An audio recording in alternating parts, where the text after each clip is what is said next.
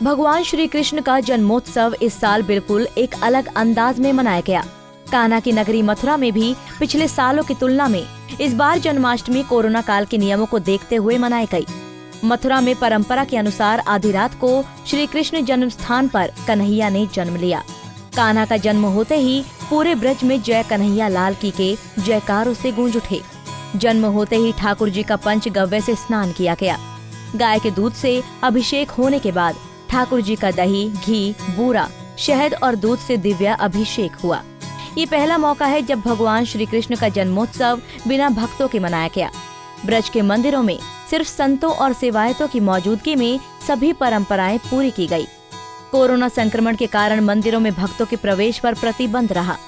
जन्मोत्सव के मुख्य कार्यक्रम में भी पूजा कराने वाले आचार्य के साथ आयोजन से जुड़े लोग ही सीमित संख्या में सम्मिलित हुए। श्री कृष्ण जन्म स्थान पर होने वाले जन्मोत्सव कार्यक्रमों का टेलीविजन और सोशल मीडिया से माध्यम से सीधा प्रसारण किया गया।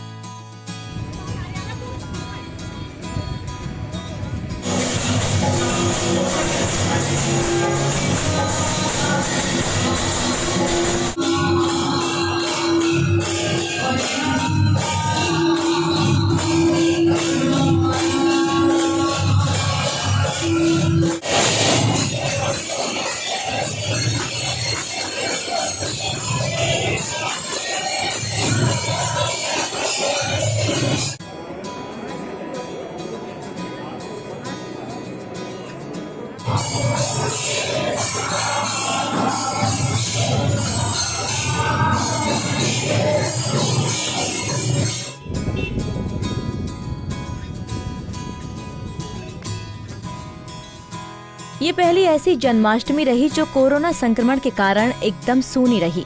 श्री कृष्ण जन्म स्थान पर कन्हैया के दर्शन के लिए मथुरा और बाहर के भक्तों पर कोरोना की वजह से प्रवेश पर पूरी तरह रोक लगाई गई।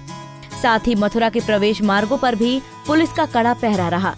पुलिस ने भी बाहर से आने वाले गाड़ियों को मथुरा में प्रवेश नहीं दिया। दर्शन करके कैसा लग रहा है आपको? दर्शन करके बहुत अच्छा लग रहा है। चौखट से ही दर्शन हो रहे हैं, ठाकुर जी के पास से दर्शन नहीं हो पा रहे हैं, पर बहुत अच्छा लग रहा है। भाई ठाकुर जी का जन्मोत्सव है। यहाँ दिन में मनाए जाते हैं?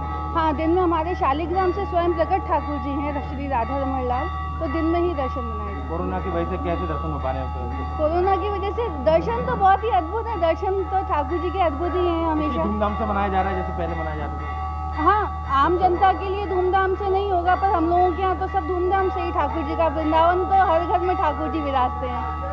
देखिए, सबसे बड़ी चीज़ जो पूर्व में जन्माष्टमी बनाई जाती थी, वहाँ पे जो भी भक्तजन हैं वो सब आते थे, हर्षोल्लास से ठाकुर जी का जन्मदिन मनाते थे। लेकिन इस कोविड-19 को देखते हुए पहले से सिनेरियो आज में थोड़ा अंतर है। आज कोविड-19 की वजह से जो सोशल गैदरिंग है उसको बंद कर रखा है, लेकिन फिर भी भक्तों के अंदर हर्षोल्लास पूरी तरह बना हुआ है। और हमने इसके लिए लाइव टेलीकास्ट भी रखा है, जिससे कि ठाकुर जी के दर्शन कर सके, अभिषेक के दर्शन कर सके और वही अनुभूति कर सके जो कि मंदिर प्रांगण में आके भक्तजन करते हैं।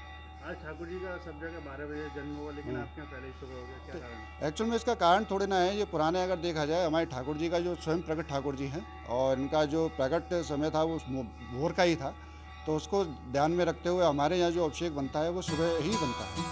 आपको बता दें कि भगवान श्री कृष्ण का जन्म दिवस यानी कृष्ण जन्माष्टमी हर साल भाद्रपद मास के कृष्ण पक्ष की अष्टमी तिथि को मनाई जाती है। इस दिन भगवान श्री कृष्ण का जन्म हुआ था। भाद्रपद मास में कृष्ण पक्ष की षष्ठी तिथि पर बलराम का जन्म हुआ था और अष्टमी तिथि पर भगवान कृष्ण का जन्म हुआ था।